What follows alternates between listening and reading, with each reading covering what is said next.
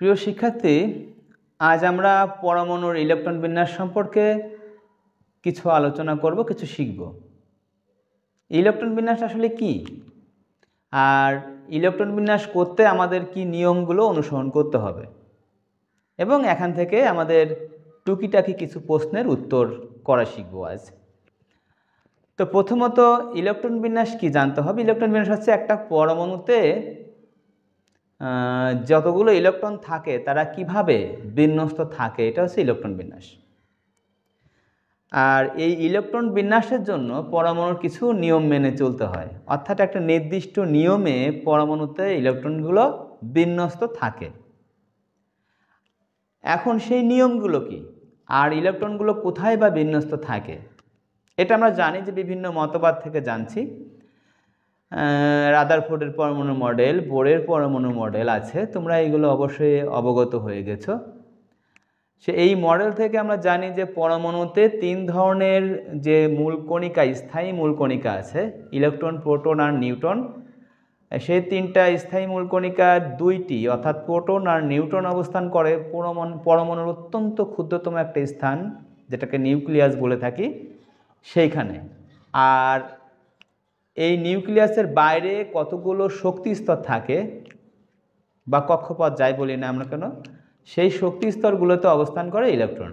আর ওই শক্তি স্তরগুলোতে যখন ইলেকট্রন অবস্থান করে তখন কতগুলো নিয়ম মেনে ইলেকট্রনকে বিন্যস্ত হতে হয়। এই ইলেকট্রন বিন্যাসের জন্য কোয়ান্টাম সংখ্যার অবতারণা করা হয়েছে। কোয়ান্টাম সংখ্যা কি?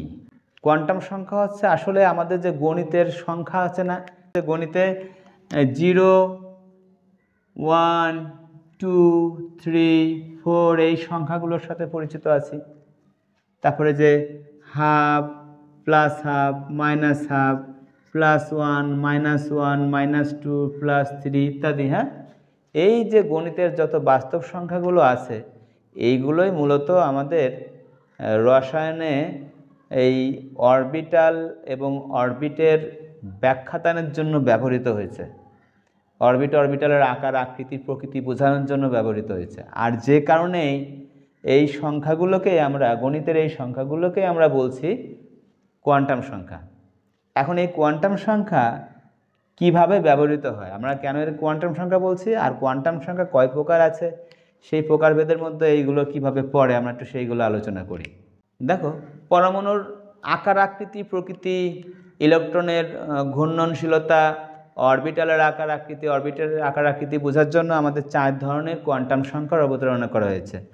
তার প্রথমটা আছে প্রধান কোয়ান্টাম সংখ্যা। আমি সংক্ষেপে লিখছি, প্রধান কোয়ান্টাম সংখ্যা। এই প্রধান কোয়ান্টাম সংখ্যাকে আমরা n দ্বারা প্রকাশ করে থাকি। এই প্রধান কোয়ান্টাম সংখ্যা দ্বারা কি বোঝানো হয়? প্রধান কোয়ান্টাম সংখ্যা দ্বারা বোঝানো হয় একটা পরমাণুতে কতগুলো প্রধান শক্তি স্তর আছে। ওকে, কারণ আমরা জানি পরমাণুর নিউক্লিয়াসের বাইরে কতগুলো শক্তি স্তর থাকে। এখন একটা পরমাণুতে কতগুলো শক্তি স্তর আছে এবং কোন শক্তি স্তর কততম, এটা বোঝার জন্য আমরা প্রধান কোয়ান্টাম সংখ্যা ব্যবহার করে থাকি। নাম দেওয়া হয়েছে প্রধান কোয়ান্টাম সংখ্যা। আর প্রধান কোয়ান্টাম সংখ্যাকে প্রকাশ করা হয় n দ্বারা। এই যে nটা আছে প্রকাশ করা হচ্ছে প্রধান কোয়ান্টাম সংখ্যা, কিন্তু প্রধান কোয়ান্টাম সংখ্যাগুলো আসলে এখানে ওই যে গণিতের যে সংখ্যাগুলোর কথা বলছি ওই সংখ্যাগুলো আসলে কি কি একটু দেখো। 1 থেকে শুরু হবে, 1, 2, 3, 4, 5 ইত্যাদি ইত্যাদি। ওকে, এইগুলো হবে। তো এই 1 দ্বারা কি বোঝাবে? 1 দ্বারা বোঝাবে যখন প্রধান আমি এই গণিতের এই 1 সংখ্যাটিকে যখন আমি প্রধান কোয়ান্টাম সংখ্যা হিসেবে পরিচয় দিচ্ছি, তখন এই 1 দ্বারা বোঝাবে প্রথম প্রধান শক্তি স্তর। আমি আবার বলছি, প্রধান কোয়ান্টাম সংখ্যার কাজ হলো প্রধান শক্তি স্তরকে নির্দেশ করে। ওকে, ঠিক আছে। প্রধান শক্তি স্তর কেন বলছি? কারণ এই প্রধান শক্তি স্তরের মধ্যে আবার কতগুলো উপশক্তি স্তর থাকে। ঠিক আছে, তা সেজন্য এটা প্রধান শক্তি স্তর বলছি। একটা পরমাণুতে যদি আমি এই প্রধান কোয়ান্টাম সংখ্যা বা এন এর মান হিসেবে 1 ধরি, তাহলে এই 1 সংখ্যা দ্বারা বোঝাবে এটা প্রথম প্রধান শক্তি স্তর। কি? প্রথম প্রধান শক্তি স্তর। আর প্রথম প্রধান শক্তি স্তরকে আমরা প্রচলিতভাবে কে দ্বারা প্রকাশ করে থাকি। এরপরে যখন এন এর মান 2 হবে, অর্থাৎ প্রধান 2 সংখ্যাটিকে, গণিতের 2 সংখ্যাটিকে যখন আমি প্রধান কোয়ান্টাম সংখ্যা হিসেবে ব্যবহার করব, তখন সেটা হবে ওই পরমাণুর দ্বিতীয় প্রধান শক্তি স্তর, যেটাকে আমরা প্রচলিতভাবে এল দ্বারা প্রকাশ করি।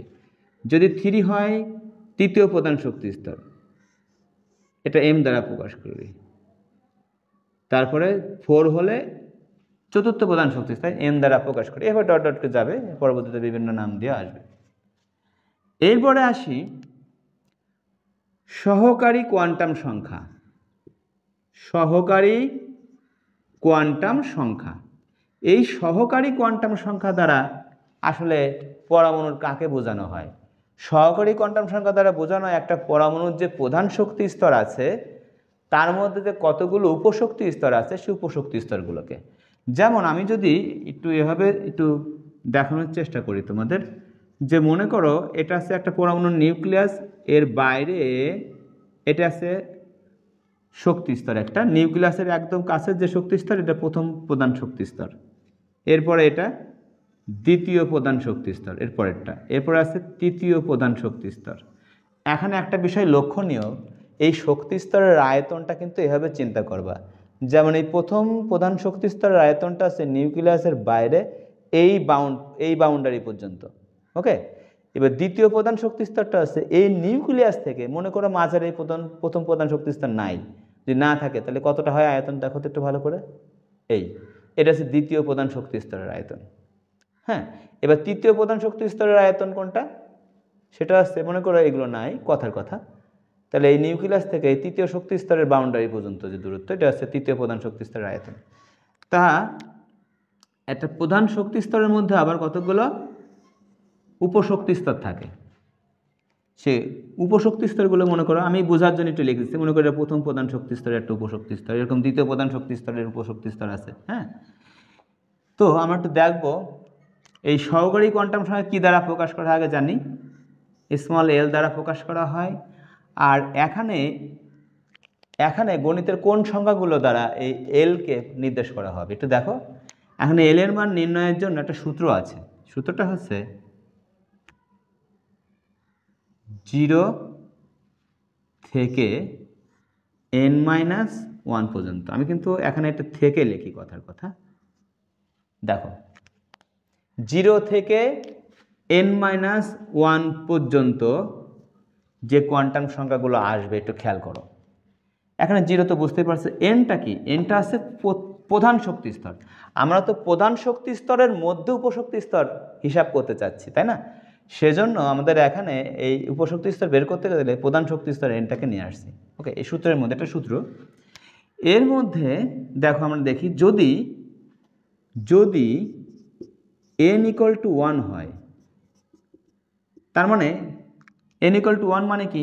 এটা প্রথম প্রধান শক্তি স্তর। প্রথম প্রধান শক্তি স্তরে উপশক্তি স্তর কয়টা আছে তা আমরা দেখব। তাহলে সেই ক্ষেত্রে এল কত হয় দেখো তো, 0 থেকে 0-1, 0 থেকে n এর মান এখন 1 তাহলে 0 থেকে 1-1 মানে কি? 0 থেকে 0 পর্যন্ত, 1 থেকে 1 চলে গেলে 0, 0 থেকে 0 পর্যন্ত আমরা পূর্ণ সংখ্যা হিসাব করব। পূর্ণ সংখ্যা কয়টা পাচ্ছি? 0 থেকে 0-এর মধ্যে তো 0 ছাড়া আর কিছু নাই। এটাকে একটা ডিজিট হিসেবে চিন্তা করো, একটা সংখ্যা হিসেবে চিন্তা করো। তার মানে প্রথম প্রধান শক্তি স্তরে আমরা একটা কোয়ান্টাম সংখ্যা পাচ্ছি 0, যে 0 দ্বারা এলকে নির্দেশ করতেছে। হ্যাঁ, আর এই এল বা উপশক্তি স্তরের একটা মান আছে, নাম আছে। যদি কোয়ান্টাম সংখ্যা 0 হয় উপশক্তি স্তরের ক্ষেত্রে, তাহলে সেটা এস উপশক্তি স্তর। আমরা যদি এটাকে এভাবে বলি যে এস উপশক্তি স্তরের মান হলো 0, ঠিক আছে? এস উপশক্তি স্তরের মান 0, ওকে। এবার দেখো যদি n = 2 হয়, একটা জিনিস খেয়াল করো, প্রথম প্রধান শক্তি স্তরে অর্থাৎ n যখন 1, তখন কিন্তু আমরা সহকারী কোয়ান্টাম সংখ্যা কি নির্দেশ করে আমি একটু লিখে রাখি। সহকারী কোয়ান্টাম সংখ্যা নির্দেশ করে উপশক্তি স্তরকে, উপশক্তি স্তর। ওকে, এইবার খেয়াল করো, যদি তাহলে আমরা দেখলাম প্রথম প্রধান শক্তি স্তরের মধ্যে উপশক্তি স্তর আছে একটা, কারণ আমরা একটা কোয়ান্টাম সংখ্যা পাইছি এল এর মান 0, সেটা আছে এস উপশক্তি স্তর, লিখে রাখলাম এখানে, আমি দেখাই রাখছি। যদি এন এর মান 2 হয় দ্বিতীয় প্রধান শক্তি স্তরে, তাহলে সেক্ষেত্রে কি হবে, 0 থেকে 2 - 1। দেখো তো 0 থেকে 2 - 1 মানে কি, 0 থেকে 1, 2 থেকে 1 চলে 1, তাহলে 0 থেকে 1 এর মধ্যে পূর্ণ সংখ্যা কয়টা পাচ্ছি, 2টা পাচ্ছি। কি কি, 0 আর হচ্ছে 1। তার মানে আমরা 2টা সহকারী কোয়ান্টাম সংখ্যা পাচ্ছি দ্বিতীয় শক্তি স্তরের জন্য, অর্থাৎ 2টা উপশক্তি স্তর পাচ্ছি। একটু আগে আমরা দেখালাম 0 আছে উপশক্তি স্তর এসকে নির্দেশ করে, আর 1 উপশক্তি স্তর পিকে নির্দেশ করে, এই 2টা উপশক্তি স্তর আছে। ওকে, এখন একটা কথা হলো, দেখো এই যে 1 সংখ্যাটা গণিতের, এই 1 সংখ্যাটা কিন্তু যখন কোয়ান্টাম সংখ্যা হিসেবে ব্যবহৃত আছে তখন প্রধান শক্তি স্তরের মধ্যে 1 ব্যবহৃত হয়েছে, যখন প্রধান শক্তি স্তরের মধ্যে ব্যবহৃত হয়েছে তখন সেটা প্রথম প্রধান শক্তি স্তর, আর 1টা যখন সহকারী কোয়ান্টাম সংখ্যার মধ্যে ব্যবহার করা হয়েছে তখন সেটা পি উপশক্তি স্তর বোঝাচ্ছে। ওকে, এটা বুঝে নিতে হবে। এরপরে দেখো, যদি এইভাবে আমরা যদি এন এর মান 3 হয়, তাহলে এখানে 0 থেকে 3 - 1, তার মানে কত কত পাবো বলো তো, 0 পাবো, 3 - 1 মানে 2, 0 থেকে 2 পর্যন্ত কয়টা সংখ্যা পাই, 0, 1 আর 2 পূর্ণ সংখ্যায়, 0, 1 আর হচ্ছে 2। 0 দ্বারা এসকে বোঝায়, 1 দ্বারা পিকে বোঝায়, আর 2 দ্বারা ডি উপশক্তি স্তরকে বোঝায়। মানে আমরা প্রচলিত হবে সারা ওয়ার্ল্ডে প্রচলিত অরবিটাল বা উপশক্তি স্তরকে আমরা এভাবে প্রকাশ করি, ডি। এবার এন এর মান যদি 4 হয় তাহলে এল এর মান হবে 0 থেকে 3 পর্যন্ত, তাহলে 0 থেকে 3 পর্যন্ত কি পাই, 0 পাই, 1 পাই, 2 পাই আর আছে 3 পাই। এই 2 দ্বারা ডিকে বোঝায় আর 3 দ্বারা এফকে বোঝায়। এরপরে এন এর মান যদি 4 হয়, এন এর মান 4 হলে 0 থেকে 4 - 1 মানে 0 থেকে 3 পর্যন্ত, 0, 1, 2 না 4 না 5, সরি 5 হয়, তাহলে 5 - 1 তার মানে 0 থেকে 4 পর্যন্ত 3 পাবো, 4 পাবো, ডি এফ। এখন খেয়াল করো, 4 হলে এর পরবর্তী সিরিয়ালে আমরা জি দিতে পারি, কিন্তু দেখো আমাদের এখন পর্যন্ত এত ইলেকট্রন বিশিষ্ট মৌল আবিষ্কার হয়নি যে কোনো একটা ইলেকট্রন বিন্যাসের সময় এই 4 এর প্রয়োজনীয়তা পড়ে। সেজন্য এর পরে আমরা যাচ্ছি না, এরকম পঞ্চম ষষ্ঠ শক্তি স্তরে হলে 6টা অরবিটাল পাওয়া যাবে। হ্যাঁ, এভাবে তাহলে আমরা দেখতে পাচ্ছি যে একটা প্রধান শক্তি স্তর কতগুলো ভাগে আবার কতগুলো উপশক্তি স্তরে বিভক্ত। হ্যাঁ, আমি একটু বোঝানোর জন্য এভাবে লিখছি। তৃতীয় শক্তি স্তর আমাদের প্রথম শক্তি স্তর, দেখো একটু মিলও আছে, প্রথম শক্তি স্তরে অরবিটাল বা উপশক্তি স্তর সংখ্যা 1টা, দ্বিতীয় শক্তি স্তরে উপশক্তি স্তর সংখ্যা 2টা, তৃতীয় শক্তি স্তরে উপশক্তি স্তর 3টা পাচ্ছি, চতুর্থ শক্তি স্তর উপশক্তি স্তর এরকম 4টা পাচ্ছি, পঞ্চম শক্তি স্তর উপশক্তি স্তর 5টা, ষষ্ঠ শক্তি 6টা, এরকম পাওয়ার কথা। ওকে, তো এইভাবে আমরা সহকারী কোয়ান্টাম সংখ্যা দ্বারা একটা পরমাণুতে কতগুলো উপশক্তি স্তর আছে এবং কোন কোন উপশক্তি স্তর আছে তা কিন্তু আমরা চিনতে পারছি, তাই না? আচ্ছা, এখন কথা হলো, প্রথম শক্তি স্তরও এস উপশক্তি স্তর আছে, দ্বিতীয় শক্তি স্তরে এস উপশক্তি স্তর আছে, তৃতীয় শক্তি স্তরও আছে, চতুর্থ শক্তি স্তরও আছে। হ্যাঁ, আমি কিন্তু একটা এস দ্বারা এটা কোন শক্তি স্তরের এস অরবিটাল তা তো বুঝতে পারবো না যদি আমরা অন্যভাবে চিহ্নিত না করি। এই জন্য যখন একটা উপশক্তি স্তরের পরিচয় দিতে হয়, একটু ভালো করে বুঝে নিও এটা, একটা উপশক্তি স্তরে যখন পরিচয় দিতে হয় তখন সে উপশক্তি স্তরের সাথে প্রধান শক্তি স্তরকে নিয়েই পরিচয়টা দিতে হয়। যেমন আমরা দেখলাম প্রথম প্রধান শক্তি স্তর, প্রথম প্রধান শক্তি স্তর, আমি সংক্ষেপে লিখছি। হ্যাঁ, প্রথম প্রধান শক্তি স্তরে উপশক্তি স্তর কয়টা আমরা দেখি, উপশক্তি স্তর কি পাচ্ছি দেখো তো, এস উপশক্তি স্তর পাচ্ছি শুধু একটা এল এর মান পাওয়া গেছিল, একটা সহকারী কোয়ান্টাম সংখ্যা পাওয়া গেছিল। এবার দ্বিতীয় প্রধান শক্তি স্তরে আমরা উপশক্তি স্তর পাচ্ছি 2টা। মনে আছে যখন আমরা এন এর মান 2 ধরছিলাম, অর্থাৎ দ্বিতীয় প্রধান শক্তি স্তরের ক্ষেত্রে আমরা অরবিটাল পাইছি, উপশক্তি স্তর পেয়েছিলাম 2টা, 0 আর হচ্ছে 1, তাহলে মানে এস আর হচ্ছে পি। তৃতীয় প্রধান শক্তি স্তরে আমরা উপশক্তি স্তর পাইছিলাম 3টা, এস পি ডি। আচ্ছা, চতুর্থ প্রধান শক্তি স্তরে পাইছিলাম 4টা, এস পি ডি এফ। ওকে, এরকম পঞ্চম শক্তি স্তরে আমরা পাবো 5টা, এস পি ডি এফ, যদি আরও থাকে তো জি, এরকম করে আসবে। ষষ্ঠ শক্তি স্তরে পাবো 6টা, কি পাবো, S P D F G H, যদি আমরা এভাবে প্রকাশ করি।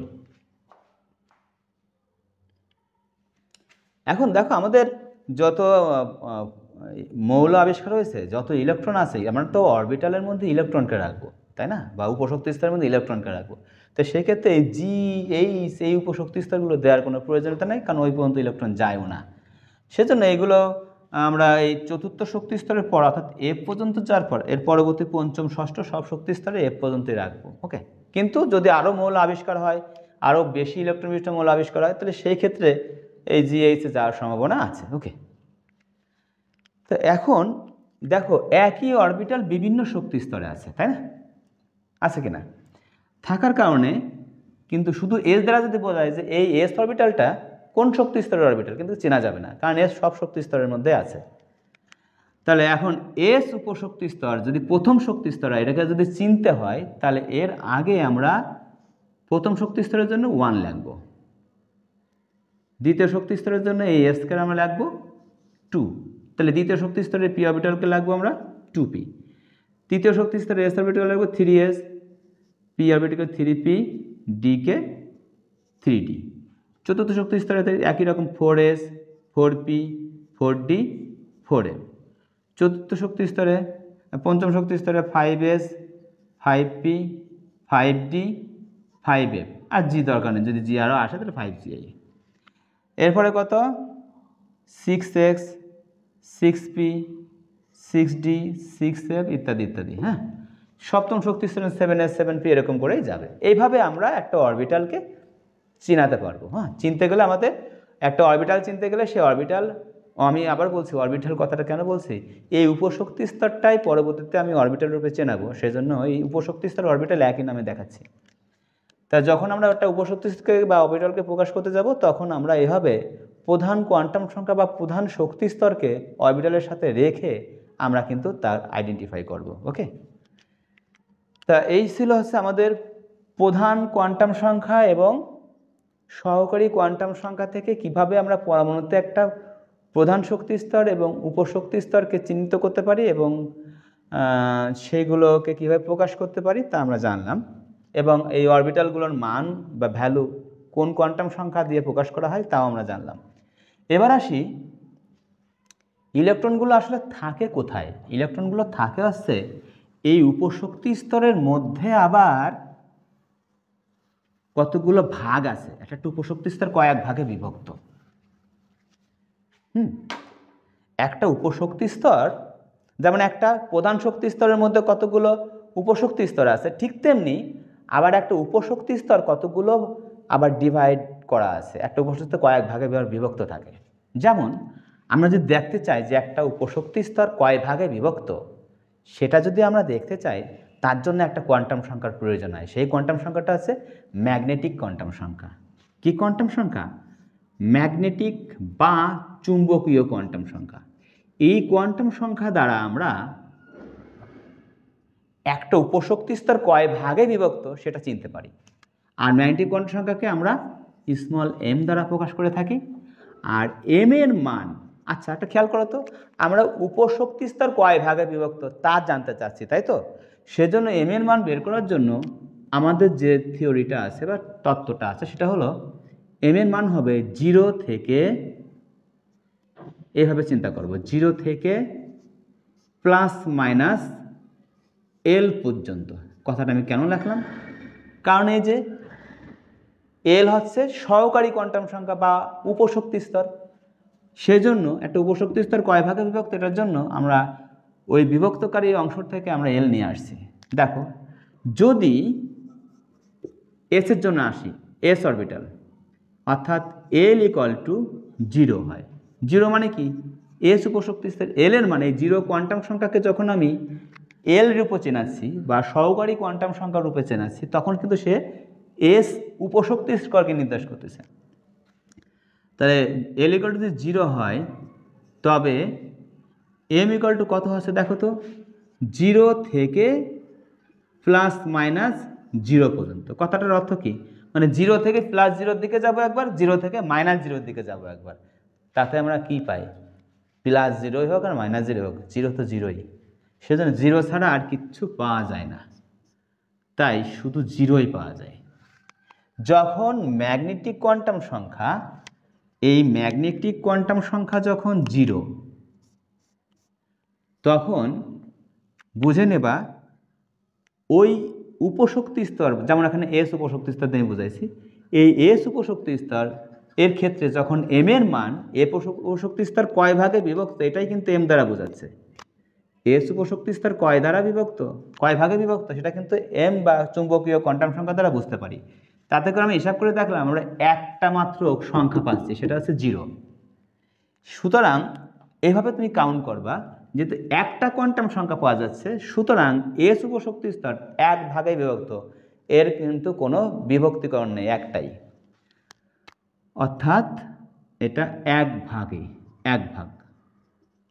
ওকে, তার মানে এস উপশক্তি স্তরের কোনো আলাদা ভাগ নেই।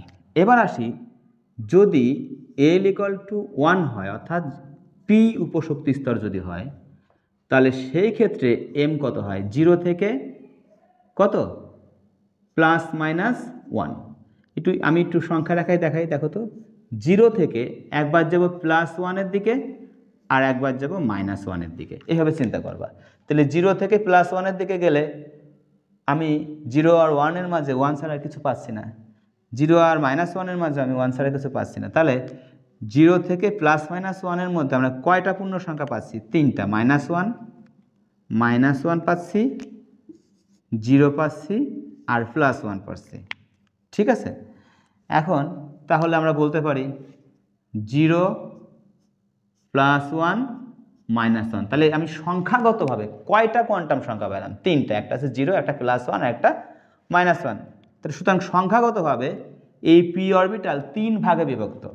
পি অরবিটাল 3 ভাগে বিভক্ত। আমি একসাথে জিনিসটা দেখাই দিই, একটু বক্সের মতো করে দেখাই। এটা যদি হয় পি অরবিটাল, তাহলে এর যে 3টা ভাগ আমি এভাবে দেখাইতে পারি। ঠিক আছে, তার মানে পি উপশক্তি স্তর 3 ভাগে বিভক্ত। এখন এই উপশক্তি স্তরকে এই যে বিভক্ত করে দিচ্ছি, এইগুলোকে প্রত্যেকটাকে বলা হয় একটা অরবিটাল। তাহলে পি অরবিটাল বা পি উপশক্তি স্তর কয় ভাগে বিভক্ত? 3টা অরবিটালে বিভক্ত। এই জন্য অরবিটাল আর উপশক্তি স্তর আমরা একই গুলিয়ে ফেলি অনেক ক্ষেত্রে। আসলে যখন আমরা বলবো তখন পি উপশক্তি স্তর বলবো, কিন্তু যখন পি 3টা ভাগে বিভক্ত হয়ে গেছে, প্রত্যেকটা ভাগকে আমরা বলবো পি উপশক্তি স্তরের একটা অরবিটাল। আর মজার বিষয় হচ্ছে, একটা উপশক্তি স্তর যতগুলো ভাগে বিভক্ত, প্রত্যেকটা ভাগ বা প্রত্যেকটা অরবিটালের শক্তি সমান। ওকে, এটা মনে রাখতে হবে তোমাদের। এরপর আসি, যখন এল এর মান 2 অর্থাৎ ডি উপশক্তি স্তর, তখন এম কত আছে দেখো তো, 0 থেকে প্লাস মাইনাস 2। কারণ এল এর মান 2 হলে ডি অরবিটাল, 0 থেকে প্লাস মাইনাস 2। আমরা ওই একই রকমভাবে সংখ্যাগতভাবে চিন্তা করি, 0 থেকে একবার প্লাস 2 এর দিকে যাব, 0 থেকে একবার মাইনাস 2 এর দিকে যাব। তাহলে সেই ক্ষেত্রে আমরা কয়টা পাচ্ছি দেখো তো, -2 -1 0 +1 +2। তার মানে সংখ্যাগতভাবে কয়টা পাওয়া গেল? সংখ্যাগতভাবে পাওয়া গেল হচ্ছে 5টা। তার মানে আমরা বলতে পারি ডি উপশক্তি স্তর 5টা অরবিটালে বিভক্ত এবং 5টা অরবিটালের শক্তি সমান, সমশক্তি সম্পন্ন 5টা অরবিটালে বিভক্ত। আরেকটা কথা বলি, আমাদের এই শব্দটা ব্যবহার করা হয়, সমশক্তি সম্পন্ন অবস্থাকে বলা হয় ডিজেনারেট অবস্থা। সমশক্তি সম্পন্ন অবস্থাকে বলা হয় ডিজেনারেট অবস্থা। তার মানে এই একই রকমভাবে এল এর মান যদি 3 হয় তখন আমরা এফ উপশক্তি স্তর 7 ভাগে বিভক্ত পাবো, তোমরা সহজে বের করতে পারবা। এইভাবে ম্যাগনেটিক কোয়ান্টাম সংখ্যা দ্বারা বোঝা যায় যে একটা উপশক্তি স্তর কতগুলো সমশক্তি সম্পন্ন উপশক্তি স্তর তথা অরবিটালে বিভক্ত। ওকে, আচ্ছা, এইবার আসি আরেকটা কোয়ান্টাম সংখ্যা আছে, আমি একটু মুছে দিই, তোমাদের বোঝার সুবিধা থাকলে একটু পজ করে নিতে পারো।